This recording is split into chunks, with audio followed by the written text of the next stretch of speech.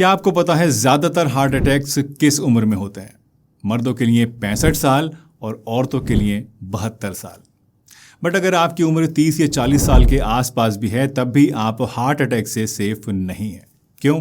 क्योंकि पिछले कुछ सालों का डेटा शो करता है कि 2020 के बाद से जितने भी हार्ट अटैक्स के केसेस रिपोर्ट हुए हैं उनमें से 50% केसेस 40 साल या उससे कम उम्र के लोगों में थे। आज मैं आपको एक ऐसा सिंपल टेस्ट बताने वाला हूं जो कि आप घर पर एक डिजिटल ब्लड प्रेशर मॉनिटर की मदद से कर सकते हैं और इससे आपको पता चलेगा कि क्या आपकी आर्टरीज में ब्लॉकेज या प्लैक तो नहीं है। इस टेस्ट का नाम है ankle brachial index test, short में कहें तो ABI टेस्ट। और इसे जानने का मतलब है हार्ट अटैक होने से पहले एक वार्निंग सिग्नल मिल जाना। हाय एवरीवन, मैं हूं डॉक्टर सलीम, एक आयुर्वेदिक और यूनानी मेडिसिन एक्सपर्ट और प्रिवेंटिव हेल्थ रिसर्चर। और अपने 17 सालों के एक्सपीरियंस के साथ मैं आपके लिए आज लाया हूं एक ऐसा टेस्ट जो कि किसी के लिए लाइफ सेवर बन सकता है। तो चलिए शुरुआत करते हैं और जानते हैं कि ये ABI टेस्ट क्या है, कैसे ये आपकी आर्टरीज की अंदरूनी कंडीशन के बारे में आपको इम्पॉर्टेंट जानकारी देता है और इसे कैसे किया जाता है। यकीन जानिए ये टेस्ट बहुत ही सिंपल है और इसके लिए आपको सिर्फ और सिर्फ एक BP अपरेटस चाहिए और कुछ भी नहीं। क्या आपने कभी सोचा है कि हार्ट अटैक आखिर होता क्यों है? अक्सर जब आप अपने ब्लड रिपोर्ट्स को लेकर डॉक्टर के पास जाते हैं और इसमें कोलेस्ट्रॉल बढ़ा हुआ होता है तो डॉक्टर्स अक्सर बस आपको इतना कहते हैं कि आपका कोलेस्ट्रॉल हाई है और फिर एक मेडिसिन लिखकर आपको देते हैं और कह देते हैं कि ये लीजिए और चिंता मत कीजिए। पर जानते हैं असली दिक्कत कोलेस्ट्रॉल है ही नहीं, असली कल्प्रिट है आर्टीरियल प्लैक। अब इस प्लैक का शायद आपने नाम तो कई बार सुना होगा, लेकिन ये प्लैक आखिर होता क्या है? लोग सोचते हैं कि ये प्लैक कोई चिपचिपा चर्बी टाइप की चीज़ होती है जो कि आर्टरी के अंदर जाकर चिपक जाती है, लेकिन ये बात अधूरी है। प्लैक दरअसल एक चिपचिपी इन्फ्लेमेशन भरी गूप जैसा होता है, बिल्कुल वैसे ही जैसे सर्दी में नाक से चिपचिपा गाढ़ा सा म्यूकस सा गिरता है, बिल्कुल वैसा ही कुछ ऐसा ये होता है। लेकिन ये आर्टरीज के अंदर होता है, नाक आपके नाक के अंदर होती है, ये आर्टरीज के अंदर होता है। और जब ये प्लैक आपका फट जाता है तो इसके टुकड़े जो हैं वो छोटे छोटे क्लॉट्स की तरह नसों में घूमते रहते हैं और अगर ये क्लॉट्स आपके दिल तक चले गए तो वहाँ हार्ट अटैक आ जाता है और अगर दिमाग तक चले गए तो वहाँ स्ट्रोक हो जाता है। इसलिए सिर्फ कोलेस्ट्रॉल रिपोर्ट देखकर आप संतुष्ट मत हो जाइए, क्योंकि असली दुश्मन कोलेस्ट्रॉल नहीं प्लैक है। और इसलिए प्लैक का टेस्ट ज़रूर कराइए। पर सवाल ये आता है कि प्लैक का टेस्ट कैसे कराएं? तो देखिए, प्लैक टेस्ट करने के लिए आमतौर पर कैल्शियम स्कोरिंग या फिर कोरोनरी CT कराया जाता है, लेकिन आप चाहें तो बिना इन टेस्ट को कराए भी घर पर ही ये प्लैक का टेस्ट आप आराम से कर सकते हैं, जो कि आज मैं आपको बताने वाला हूँ। इस टेस्ट का नाम, जैसा मैंने आपको बताया, एंकल ब्रैकियल इंडेक्स है, यानी ABI टेस्ट है। लेकिन इसे करने से पहले एक छोटी सी सेफ्टी वार्निंग आप हमेशा याद रखिएगा कि अगर आपको डीप वेन थ्रोम्बोसिस यानी DVT का पहले से कोई डायग्नोसिस है या आपके पैरों में तेज़ दर्द रहता है या स्वेलिंग रहती है तो ये टेस्ट आप ना करें। बाकी सब लोगों के लिए ये टेस्ट एकदम सेफ है और एक लाइफ सेविंग सिग्नल बन सकता है। तो चलिए सीखते हैं कि ये टेस्ट हमें कैसे करना है। इस टेस्ट को करने के लिए आप एक डिजिटल BP मॉनिटर, एक पेन, एक पेपर, थोड़ा सा टाइम और शांति लेकर एक कंफर्टेबल जगह पर बैठ जाइए जहां पर आप लेट भी सकें। अब पेपर पर लिख लीजिए left arm, right arm, left ankle, right ankle, ताकि जब रीडिंग्स आएँ तो आप उन्हें आराम से लिख सकें और कोई कन्फ्यूजन ना हो। अब सबसे पहले आराम से आप लेट जाइए और 5 मिनट के लिए रिलैक्स कीजिए। बिना हिले डुले आराम से लेट जाइए ताकि आपका जो BP है अपनी रेस्टिंग स्टेट में आ जाए और बॉडी एकदम रिलैक्स हो जाए। इसके बाद सबसे पहले लेफ्ट आर्म पर अपनी कफ बांधिए और इसकी रीडिंग को नोट कीजिए। इसके बाद इसी तरह से आप राइट आर्म में BP लीजिए और इसकी रीडिंग को भी आप लिख लीजिए। जब आप दोनों आर्म्स का BP नोट कर लें तो इसके बाद आप एक एक करके लेफ्ट एंकल और राइट एंकल का BP भी चेक कीजिए। एंकल में BP चेकने के लिए आप कफ को अपने एंकल में बांधिए, इसकी ट्यूब्स को अपने टखने के अंदर वाली साइड में रखिए और BP को मेजर कीजिए।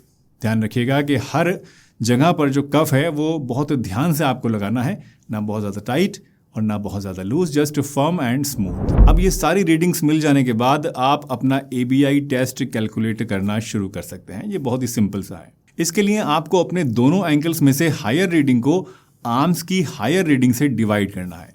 मान लीजिए आपकी रीडिंग कुछ इस तरह से आती है, लेफ्ट एंकल में 126/74 और राइट एंकल में 120/58, लेफ्ट आर्म में 114/72 और राइट आर्म में 107/69।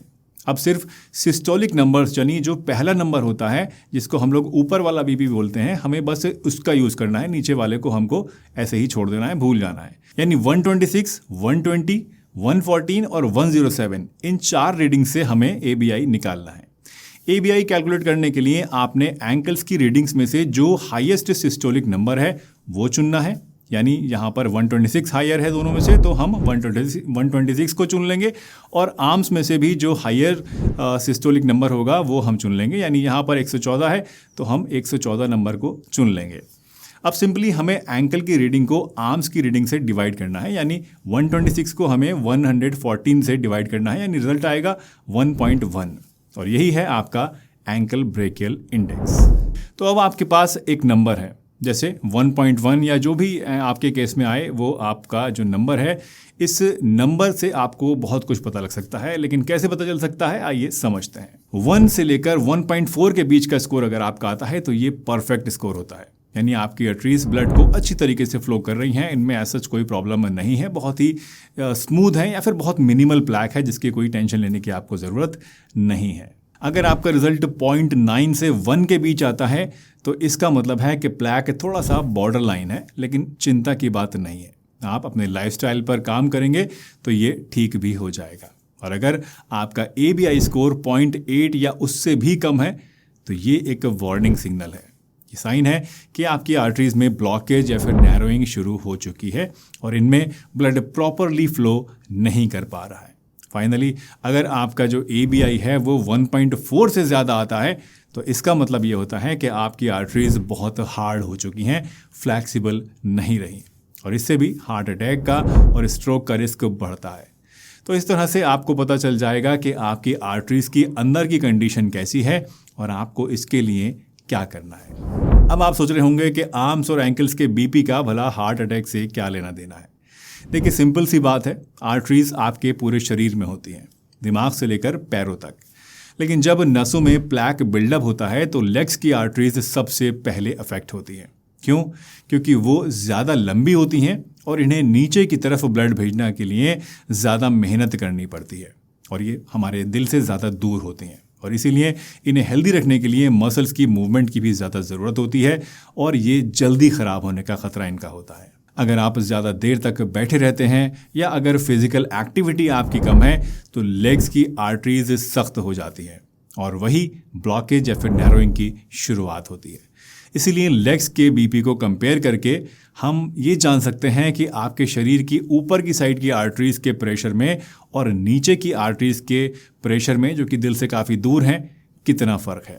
और यही फ़र्क बताता है कि आर्टरीज में प्लैक फॉर्मेशन शुरू हुआ है या नहीं हुआ है। यानी इस टेस्ट की मदद से आप प्लैक फॉर्मेशन को बिल्कुल शुरुआती दौर में ही पकड़ सकते हैं, जब कोई भी दूसरा टेस्ट, इवन कैल्शियम स्कोरिंग या CT एंजियोग्राफी भी आपको नॉर्मल रिजल्ट देती है, तब इस सिंपल से टेस्ट से आपको प्लैक की शुरुआत का पता चल सकता है। और यही है पेरिफेरल आर्टरी डिजीज़ का पहला सिग्नल। और PAD सिर्फ पैरों की ही प्रॉब्लम नहीं है, ये हार्ट अटैक और स्ट्रोक का भी एक स्ट्रॉन्ग इंडिकेटर है। अब सवाल आता है कि अगर आपका ABI टेस्ट स्कोर लो है तो आपको क्या करना चाहिए। तो ऐसे में आपका पहला स्टेप होना चाहिए advanced lipid testing, inflammation markers को टेस्ट करना जैसे कि HSCRP टेस्ट, और अपने लाइफस्टाइल का फुल ऑडिट, यानी खाना, एक्सरसाइज, स्ट्रेस और स्लीप के ऊपर ध्यान देना। अगर आपका ABI स्कोर लो आया है तो अपनी लाइफस्टाइल में आप तब्दीली लाना शुरू कीजिए। स्मोकिंग और टोबैको को छोड़ना सबसे पहला और सबसे इम्पोर्टेंट कदम होता है। याद रखिए, धूम्रपान से आर्टरीज और ज़्यादा डैमेज होती हैं और हार्ट अटैक या स्ट्रोक का रिस्क भी बढ़ता है। इसके अलावा हेल्दी डाइट, जिसमें कि कम तेल मसाले हों, ज़्यादा फ्रूट्स और वेजिटेबल्स हों और फाइबर ज़्यादा हो, इसे अपनाइए और रेगुलर एक्सरसाइज को अपने रूटीन का हिस्सा बनाइए। इसके अलावा रेगुलर वॉक कीजिए। वॉक करने से भी पैरों की मसल्स में ब्लड फ्लो इंप्रूव होता है और वॉकिंग कैपेसिटी भी बढ़ती है। दोस्तों, लाइफस्टाइल चेंजेस ना सिर्फ आपके पैरों की नसों को बेहतर बनाते हैं, ना सिर्फ आपके सर्कुलेशन को इंप्रूव करते हैं, बल्कि BP, कोलेस्ट्रॉल और शुगर को भी कंट्रोल में रखकर आपके ओवरऑल दिल की सेहत को सुधारते हैं। इसके अलावा आप डॉक्टर से सलाह ले सकते हैं, जो कि आपकी हालात को देखकर मेडिसिन शुरू करने की सलाह भी दे सकते हैं। अगर आपको हाई ब्लड प्रेशर या डायबिटीज़ है तो उनके लिए भी बीपी की दवा टाइमली लें और शुगर को डाइट या मेडिसिन की मदद से कंट्रोल करने की कोशिश करें। प्रॉपर देखभाल और इलाज से आपको फ्यूचर हार्ट अटैक और स्ट्रोक का जो चांस है वो काफ़ी हद तक कम हो सकता है। तो बॉटम लाइन ये है कि अगर ABI टेस्ट एबनॉर्मल आया है तो उसे लाइटली ना लें। टाइम रहते अपनी लाइफस्टाइल को सुधारें, दवाओं और डॉक्टर की सलाह से ट्रीटमेंट शुरू करें और अपने दिल का ज़्यादा ध्यान रखें। रिमेंबर, ABI एक अर्ली वार्निंग सिस्टम की तरह काम करता है। अब ये आपके ऊपर है कि आप इस वार्निंग को समझकर अपनी हेल्थ को मजबूत बनाने के लिए क्या स्टेप्स लेते हैं।